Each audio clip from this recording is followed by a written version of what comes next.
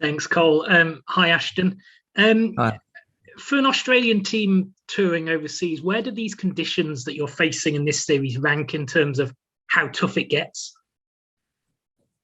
Oh, right up there, to be honest, particularly in a white ball series, to have balls um, spinning quite a lot, balls going lows and balls kicking up off the surface. Like, look, let's be honest, it's very foreign conditions for us as Australians. Um, Fantastic that we get this preparation as a lead up into a World Cup, though. So guys can solidify some plans. Obviously, we've definitely got some work to do. Um, but yeah, it's some really good practice at the same time. Is one of the early challenges, particularly in a game that's only 20 overs, quickly being able to assess what a decent total is? I mean, last night, for example, it looked like probably 140 might have been enough. Is that a challenge in itself, judging what a total is?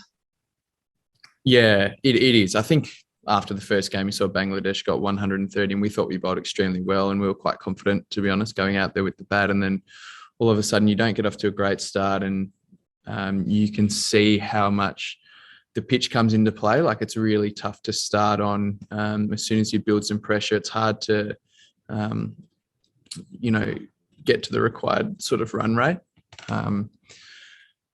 So yeah, it is hard to judge a pass score straight away, but I think we know now that around that 130 mark, 130 to 140 seems to be the winning total. Do you, as batters, and I know you cover both elements of the game, being an all-rounder, but as batters, do you have to be quite mentally strong in these conditions? And sort of, because I mean, obviously it's not gone right in the first two games. The games come thick and fast. Isn't a lot of time to think about it. Does that challenge the mental side of the game for you as well? Yeah, it does. And I think it really challenges your discipline. I think in Australia, we have a style of cricket where we like to hit the ball. We like the ball coming onto the bat, and we like to hit over the infield particularly. But as we've seen on this wicket, that is really difficult to do.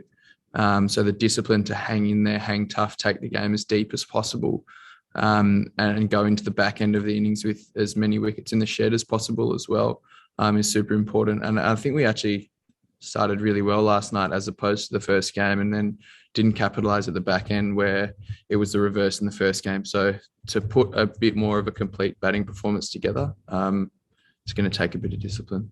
Just last one, if I can, what particular challenge does Mustafizur Rahman face? Do you almost have to play him as though he's a quick spinner as opposed to a pace bowler? Man, he is a difficult customer. Like, he is really good. His ability to bowl that slower ball, if you watch it in slow motion, pretty much with his wrist and his fingers, like incredible skill, amazing revolutions. It's a great slower ball as well because it's not too slow and it's got a lot of revolutions. So it really, like I got one that kicked quite a bit off the surface. They might go low, they might spin a lot, they might not. It's super variable. And he gives himself that opportunity by putting as much as he can on the ball. So I think, yeah, obviously he's bowling a majority of his balls as slower balls. So I think that's how we're going to have to play him. Cheers, Ashton. Appreciate it. Thanks. Okay, we'll open up to some of our Bangladeshi journalists. We'll start with, excuse me if I get the pronunciation wrong, Ikush. Yes, can you hear me? Yes, I've got you. Okay. After two matches, do you feel Australia should try an extra spinner in that kind of pitch like Ashton Turner or somebody else? And my second question is, what should be the right approach of your batsmen in upcoming matches? Thank you, sir. Yeah, well, it's definitely an option. We've got a couple of spinners waiting on the bench at the moment in Mitch Swepson and Tanveer Sangha, and obviously Ashton Turner hasn't bowled yet in these T20s, and he bowled quite well in the West Indies. So we're seeing the pitch is definitely spinning, and the slower bowling tends to be doing the damage or at least restricting the rate quite successfully. So there's certainly a chance of that might happen. Should we do it? I don't know. We've got a lot of options. There's guys who can come in at any stage and play a role that will probably be successful out there. It's just depending on which way we go. I missed your second question, sorry. My second question is, what should be the right approach of your batsmen in upcoming matches? Sure. Yeah, I think taking the game as deep as possible.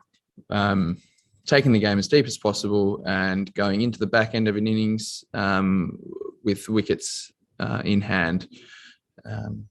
I think that seems to be the best way to go about it. Really tough wicket to take a lot of risks on, but if we get off to a decent start in the power play, that certainly helps. So, things were looking quite good in the power play. So Alex Carey got a couple of boundaries away. Mitch Marsh, a couple of boundaries as well. And then we didn't finish off quite well at the back end there. So that's how I see us going about it. We'll go to Ingest 24. Ashton, my question is to you that these series are not broadcasting in Australia. Do you think, what's your opinion about this? And is it a relief that this type of performance are not seen by the Aussies? Well, my wife's not happy about it because she doesn't get to watch me play very much at the moment. But it's one of those things. I don't quite know the full details of it, and it's something I don't have to worry about too much, which is lucky.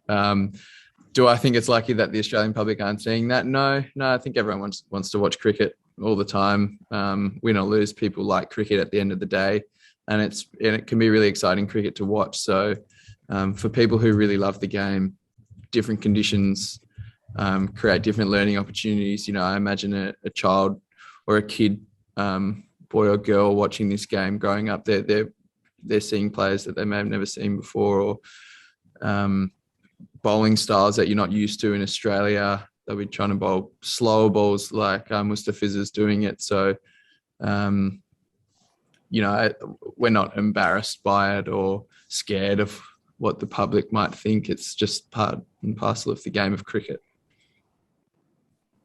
We'll go back to Andrew McGlashan. There's no more questions there that I can see. So, Andrew.